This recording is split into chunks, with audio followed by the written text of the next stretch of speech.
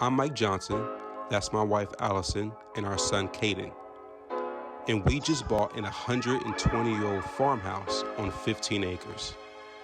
We set this channel up so that you can follow us on our journey to renovate this property into a retreat that our family and friends can enjoy for decades to come.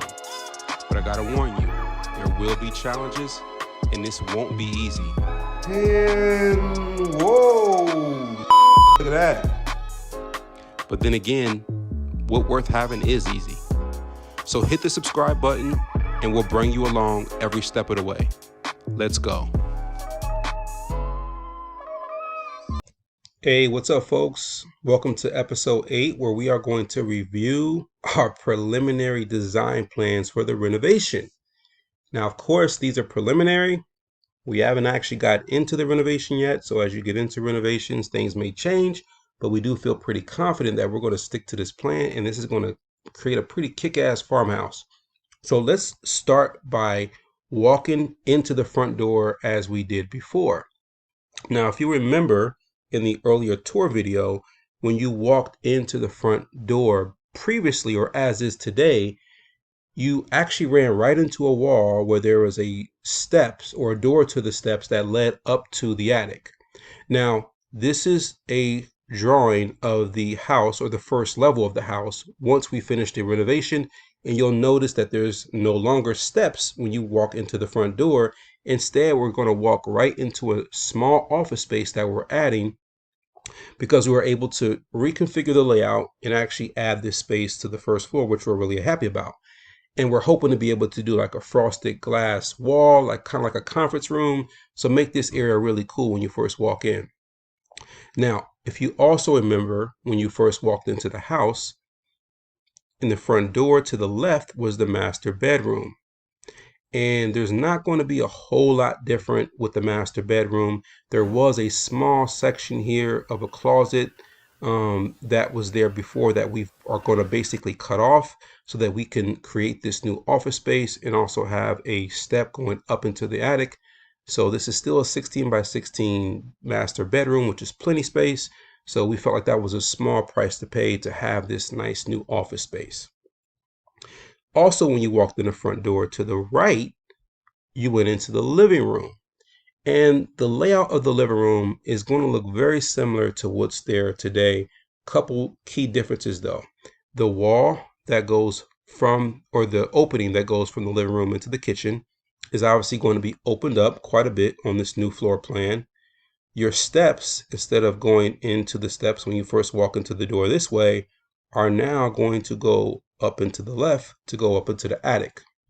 But the other big finish or change that we're going to make in the living room is the ceiling of the living room is currently about 8 feet. Because if you remember in a previous video, this entire front section of the house is the original 1901 part of the house. This part back here is the renovation or add-on that was done in the early 90s. And this entire second floor up here is attic space that's not finished. So one of the big changes that we're going to make in the living room is we're going to get rid of the attic space above it so that the ceilings of the living room will now go all the way up to the ceiling of the house. So that'll be nice. And now that we have that ceiling removed, when you're in the living area, you will be able to look up this way into the loft, which will be finished. So that's definitely going to be a big change in the living room, which we'll go over how the attic space will look differently here in a minute. Now, going into the kitchen, not a whole lot's going to change with the kitchen. In fact, if you remember, the cabinets in the kitchen are in pretty good shape. So we're planning to keep those, sand them, restain them, and paint them. But for the most part, we're going to keep the same layout with these cabinets. We do hope to modify one of the base cabinets to put a farmhouse sink in it right here where the window is. But other than that, the kitchen's not going to change a whole lot.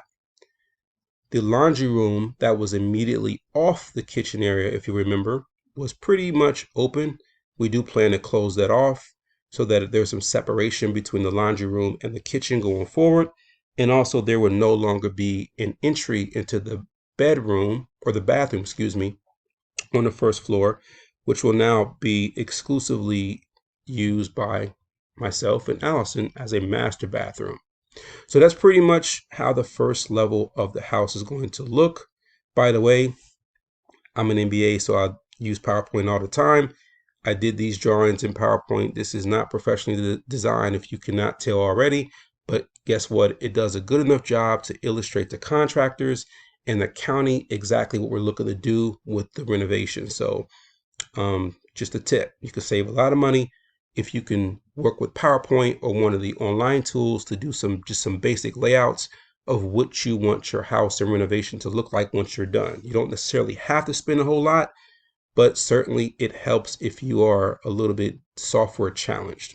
Is now that we have the structural plans and we have the design plans, we can actually begin to talk to contractors and get quotes and pricing for what this is going to cost, as well as our timeline. So we're definitely looking forward to that, and we'll definitely keep you up to date with how things progress. And till next time. Click that subscribe